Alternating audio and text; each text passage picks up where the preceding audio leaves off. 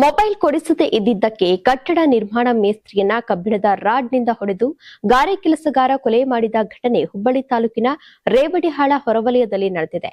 ದಾದಾಪೀರ್ ಕೊಲ್ಕಾರ್ ಎಂಬಾತ ಕೊಲೆಯಾಗಿದ್ದು, ಅಜೀಂ ಜಮಖಾನೆ ಎಂಬಾತ ಆರೋಪಿಯಾಗಿದ್ದಾನೆ. ಹುಬ್ಬಳ್ಳಿ ತಾಲೂಕಿನ ಚಪ್ಸಿ ಗ್ರಾಮದ ನಿವಾಸಿಯಾಗಿದ್ದ ದಾದಾಪೀರ್ ಕೊಲ್ಕಾರ್ ಕಟ್ಟಡ ನಿರ್ಮಾಣ ಮೇಸ್ತ್ರಿಯಾಗಿ ಕೆಲಸವನ್ನ ಮಾಡ್ತಾ ಇದ್ರು. ಅವರ ಬಳಿ ಅಜೀಂ ಜಮಖಾನೆ ಗಾರೆ ಕೆಲಸವನ್ನ ಮಾಡ್ತಾ ಇದ್ದ ಎನ್ನಲಾಗಿದೆ.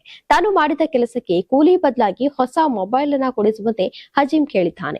ಹಲವು ದಿನಗಳಿಂದ ಮೊಬೈಲ್ ವಿಚಾರವಾಗಿ ಇಬ್ಬರ ನಡುವೆ ಒಂದು ಮಾತಿನ ಚಕಮಕಿ ನಡೀತಾ ಇತ್ತು ಎನ್ನಲಾಗಿದೆ. ಆದ್ರೆ ನೀನು ಈ ಹಿಂದೆ ಪಡೆದಿದ್ದಂತಹ 25,000 ರೂಪಾಯಿ ಹಣವನ್ನ ವಾಪಸ್ ನೀಡಿಲ್ಲ, ಕೆಲಸಕ್ಕೂ ಸರಿಯಾಗಿ ಬರ್ತಾ ಇಲ್ಲ ಎಂದು ಹೇಳಿ ದಾದಾಪೀರ್ ಮೊಬೈಲ್ ಕೊಡಿಸಲು ನಿರಾಕರಿಸಿದ್ದಾನೆ ಎನ್ನಲಾಗಿದೆ.